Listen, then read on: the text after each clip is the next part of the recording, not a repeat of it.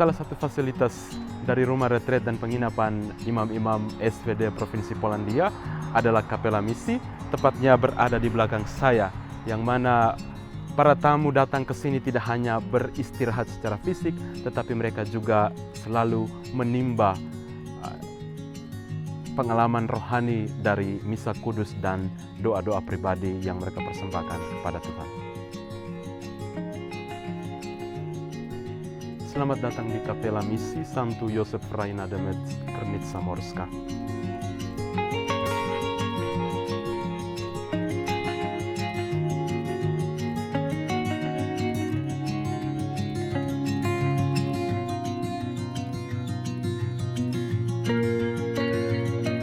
Di kapela ini kami merayakan misa kudus yang mana terbagi pada hari biasa satu kali misa, tepatnya pada jam 8.30 pagi.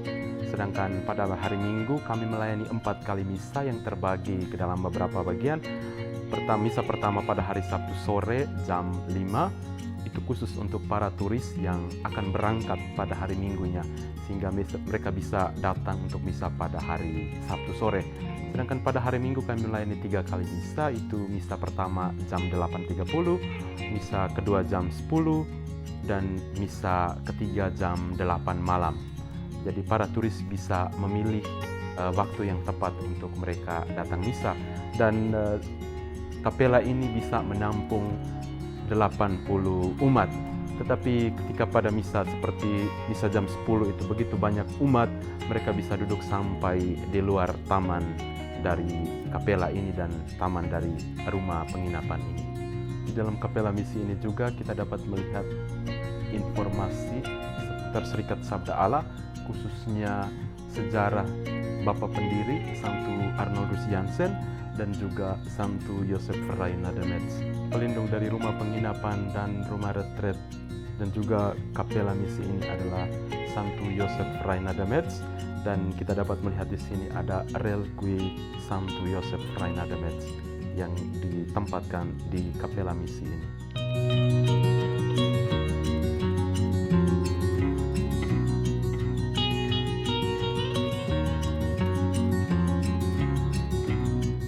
Selain itu juga ada informasi tentang misi SVD di benua Eropa, yang mana seperti kita dapat lihat di sini, ini ditulis negara-negara tempat di mana kami bermisi dengan tahun dimulainya misi SVD di negara yang berada di benua Eropa. Selain itu ada juga informasi tentang karya misi kami, para imam-imam SVD di benua Afrika, yang mana tercantum negara-negara tempat di mana kami berkarya dan tahun dimulainya karya misi Serikat Sabda Allah. Dan kita juga dapat melihat foto-foto para imam-imam misionaris dalam pelayanan mereka kepada umat di Afrika. Dan ini informasi singkat tentang karya misi misionaris SVD di benua Amerika, khususnya Amerika Latin.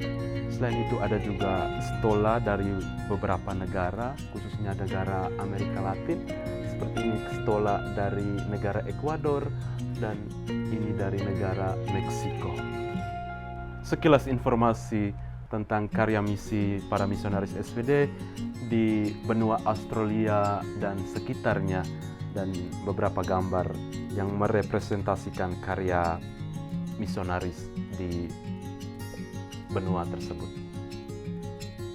Dan ini informasi tentang karya misi SVD di benua Asia, tahun dimulainya karya misi, dan juga foto-foto yang bisa memberi informasi tentang karya misi imam-imam SVD di benua Asia.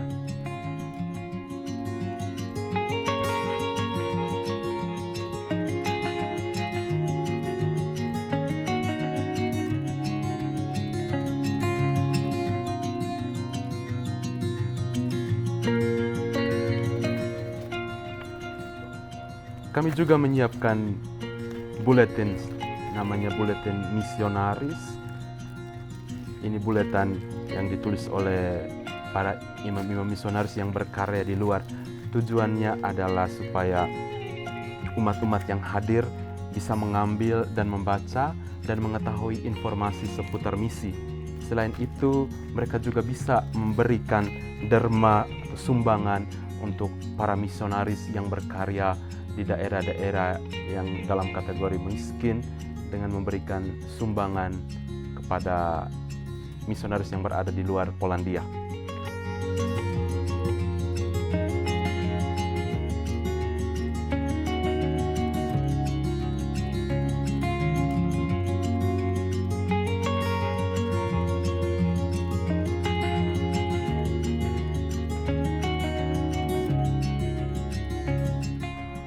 Selain penginapan yang disediakan pada musim panas dari bulan Juni sampai bulan September atau bisa sampai awal Oktober, kami juga menyiapkan beberapa paket seperti Natal bersama dan Paskah bersama.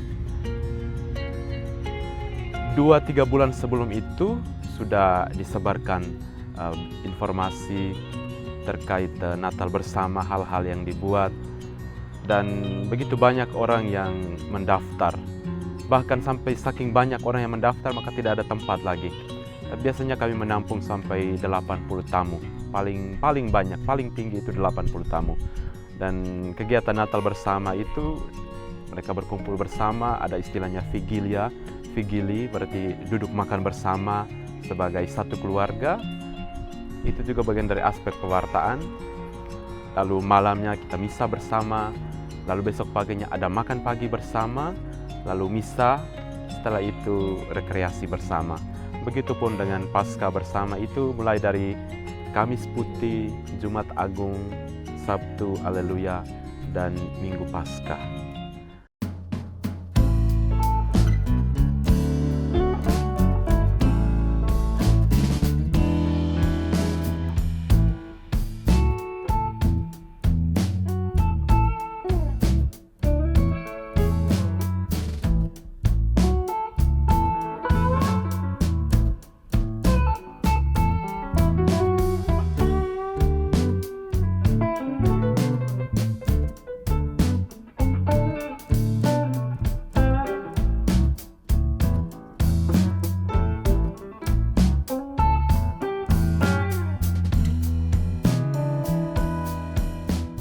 Selamat datang di Cafe Globus. Ini yang merupakan salah satu bagian dari rumah penginapan dan rumah retret para imam SPD Provinsi Polandia. Di sini kita dapat lihat beberapa sajian menu, yaitu kopi, teh, dan beberapa menu lain. Para tamu bisa datang dan membeli kopi di sini sesuai selera, dan mereka juga bisa memilih berbagai jenis kue dan es krim yang ada di sini. Mereka juga bisa menikmati situasi di dalam ruangan ini dan juga situasi di luar ruangan yang disuguhkan dengan pemandangan yang begitu indah ke arah Teluk Zalew Wisłany.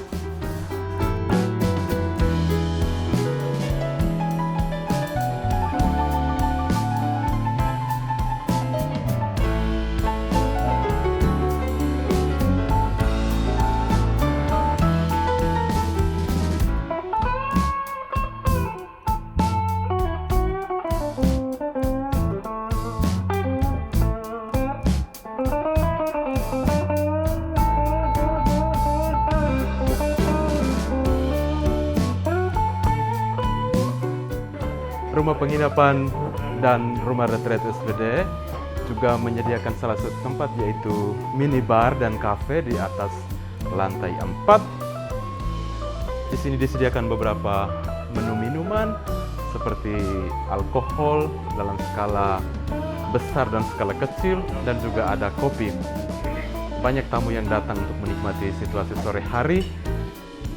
Disuguhkan juga dengan pemandangan yang sangat-sangat indah di kota Krnica ini. Mari kita lihat pemandangannya yang ada di sebelah. Ini bagian balkon dari minibar dan kafe.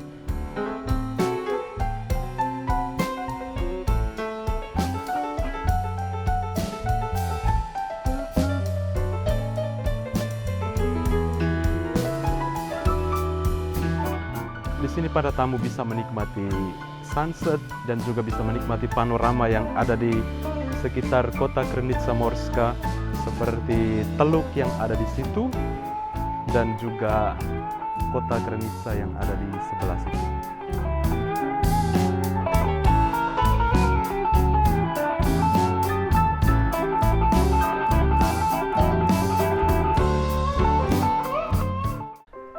Sebagai imam, biarawan, dan misionaris Serikat Sabda Allah, kami membentuk komunitas internasional dan interkultural.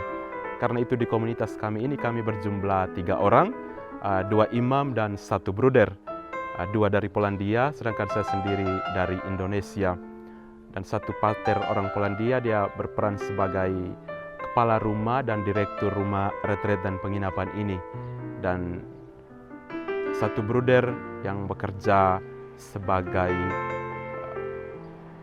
asisten dari rumah retret ini dan juga saya. Dan juga kami didukung oleh 15 orang pekerja yang mana terbagi ke dalam beberapa bagian. Ada 3 orang yang bekerja di dapur sebagai tukang masak, ada personil yang urus kamar makan, ada cleaning service, ada yang bekerja di kafe dan juga di minibar, serta 1 ibu yang bekerja di resepsi.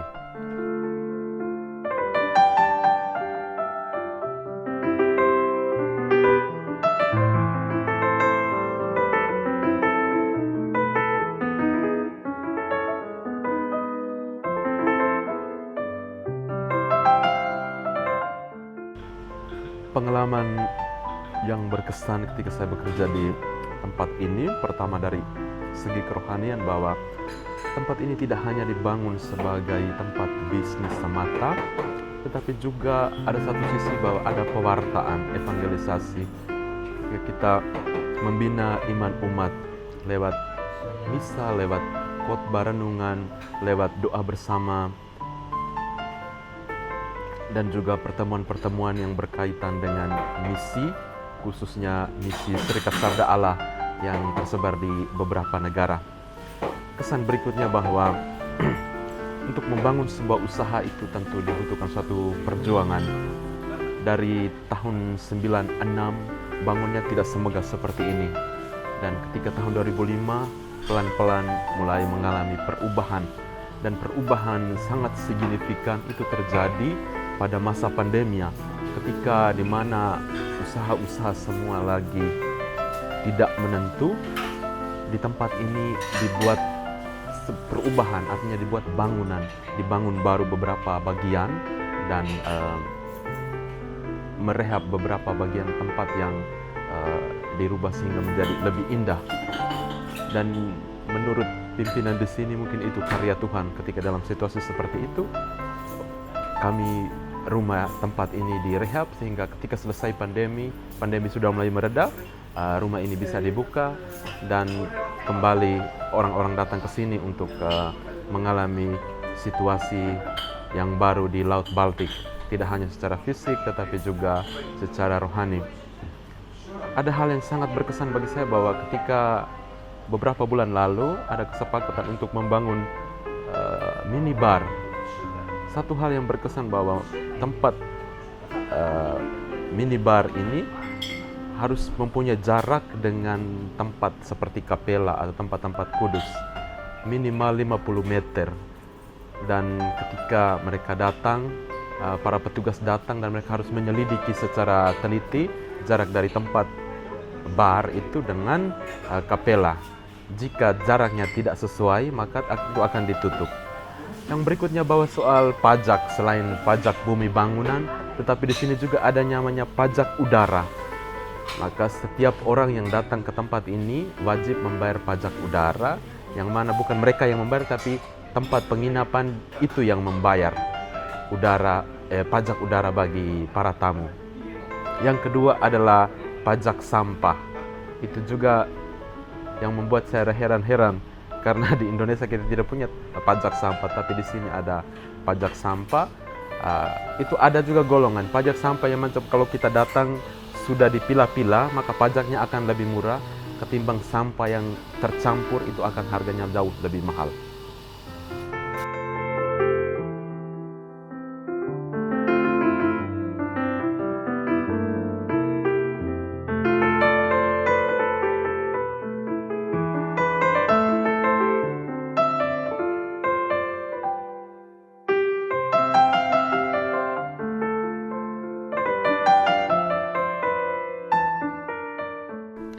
tujuan dibuka tempat ini sebagai tempat istirahat dan tempat retret itu guna membantu tempat-tempat misi kami, khususnya daerah-daerah yang sulit atau daerah-daerah yang sangat miskin. Karena sekarang kita lihat situasi Eropa bahwa para donatur sudah semakin kurang, bahkan di tempat-tempat lain itu tidak ada donatur lagi.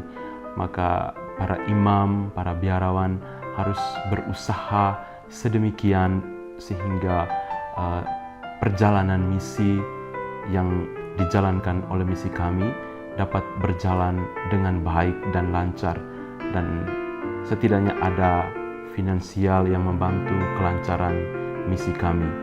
Karena itu kami bergerak di bidang ini yang biasa disebut dengan animasi misi.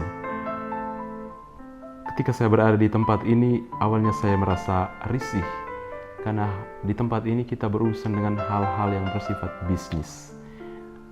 Dan sebagai imam, saya juga merasa bahwa